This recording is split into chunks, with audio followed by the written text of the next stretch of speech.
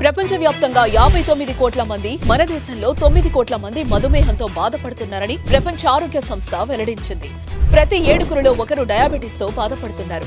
భవిష్యత్తులో ప్రతి 7గురిలో 4 అయ్యే అంచనా. డయాబెటిస్ మీద పూర్తి అవగాహన అందించి డయాబెటిస్ నుంచి తెలుగు ప్రజలను కాపాడే ప్రయత్నం చేస్తోంది సుమన్ టీవీ. ఇవాళ మనము డయాబెటీస్ తో సఫర్ అయ్యే వాళ్ళు ఎలాంటి బియ్యం చూస్ చేసుకుంటే మంచిదో తెలుసుకుందాం. మనకి మార్కెట్ లో రకరకాల బియ్యం ఉన్నాయి. మనం అందరం తినేది వైట్ రైస్ ఆర్ తెల్ల బియ్యము, అలాగే మనకి single polish rice, brown rice, black rice, red rice, ఇలా రకరకాల బియ్యము, అలాగే diabetic rice or low glycemic index rice ఇలాంటివి దొరుకుతున్నాయి. కామన్ గా అందరికీ తెలిసినది white rice, brown rice. So ఈ వైట్ రైస్, బ్రౌన్ రైస్ లో మనకి ఏది శ్రేష్టము? ముఖ్యంగా బియ్యం అనేది మన శరీరానికి ఎంతో అవసరమైన గింజ ధాన్యం అన్నమాట. సో ఈ బియ్యంలో నుంచి మనకు ఎక్కువ మోతాదులో క్యాలరీలు వస్తాయన్నమాట. దీన్ని ఎనర్జీ ఆర్ కార్బోహైడ్రేట్ పిండి పదార్థము అంటాం. సో మనకి 100 గ్రాముల బియ్యంలో మనకు సుమారుగా 340 కిలో క్యాలరీస్ ఆఫ్ ఎనర్జీ వస్తుంది.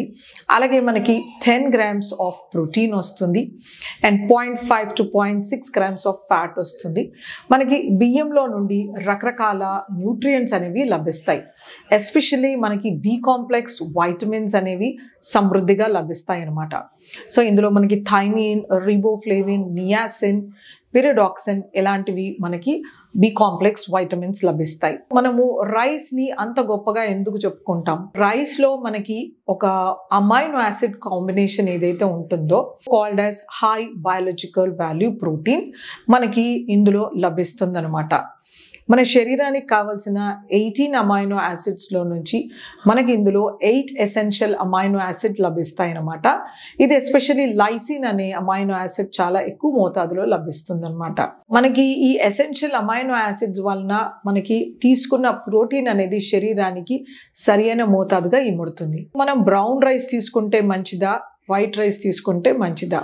రైస్ లో మన glycemic index and glycaemic load ని బట్టి మన శరీరంలో గ్లూకోజ్ లెవెల్స్ అనేవి పెరగడం తగ్గడం జరుగుతుందన్నమాట.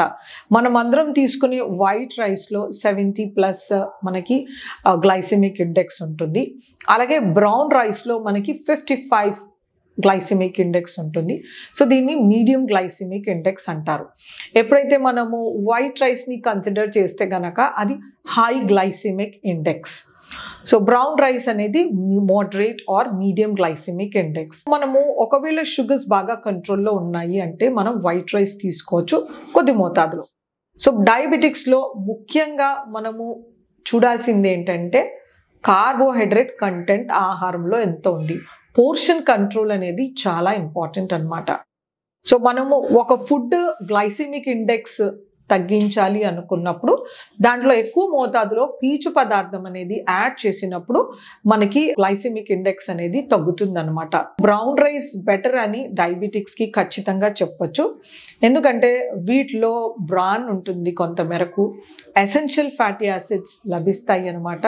మైక్రోన్యూట్రియంట్స్ పరంగా కూడా చూస్తే వైటమిన్స్, మినరల్ కంటెంట్ అనేవి మన వైట్ రైస్ కన్నా బ్రౌన్ రైస్లో ఎక్కువ మోతాదులో ఉంటుందన్నమాట. అలాగే ఇందులో మనకి కొంత మేరకు బీటా క్యారోటీన్ కూడా లభిస్తుందన్నమాట. మన high biological amino acid and essential fatty acid and good amounts of vitamins, minerals అనేవి బ్రౌన్ రైస్లో ఖచ్చితంగా లభిస్తుంది.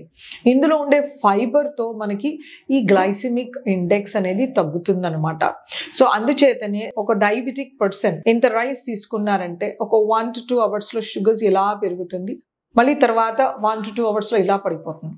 అదే మనం బ్రౌన్ రైస్ తీసుకున్నామంటే అంత రేజ్ అవ్వకుండా ఇలా రేజ్ అయ్యి ఇలా మెల్లిగా ఫాలో అవుతుంది అనమాట. ఒక high glycemic index and medium glycemic index ఫుడ్కి ఒకవేళ మనము దీన్ని ఇంకా ఎక్కువ మంచి న్యూట్రిటివ్ వాల్యూ పెంచాలి, దీని గ్లైసిమిక్ ఇండెక్స్ని లోగా మార్చాలి అంటే దీనికి మనం ఎక్కువ మోతాదులో కూరగాయలు యాడ్ చేయాల్సి ఉంటుంది అనమాట. మనం బ్రౌన్ రైస్ తీసుకునేటప్పుడు ఫస్ట్ మనం ముందర ఒక పెద్ద కప్పు నిండా సాలడ్ తీసుకోవాల్సి ఉంటుంది. సాలడ్ తీసుకోవడం వలన మన ఫుడ్ ఒక గ్లైసిమిక్ ఇండెక్స్ అనేది తగ్గుతుంది. సో తగ్గినప్పుడు మనకి షుగర్స్ అనేవి మెల్లిగా అబ్జార్బ్ అవుతుంది, ఫుడ్ అనేది స్లోగా డైజెస్ట్ చేస్తుంది. సో ఇంకొక మంచి బ్యూటీ ఏంటంటే మనము బ్రౌన్ రైస్ తీసుకున్న తర్వాత ఒక 4 hours వరకు సెషైటీ అనేది ఉంటుంది, అంటే పొట్ట నిండిన ఫీలింగ్.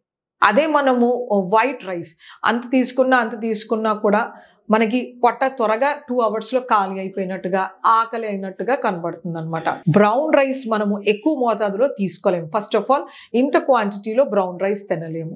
సో అది కొంచెం తిన్నప్పటికే మనకు పొట్ట నిండినట్టుగా ఉంటుంది. మనం ఒక 50 నుంచి 60% ఆఫ్ రైసే బ్రౌన్ రైస్ తినగలుగుతాం అనమాట when compare to white rice.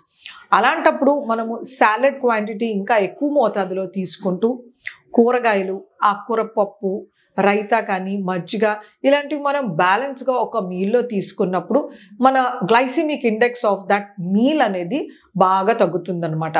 So ఇలా మనము హెల్దీగా ప్లాన్ చేసుకున్నప్పుడు మన షుగర్స్ అనేవి బాగా కంట్రోల్లో ఉంటాయి.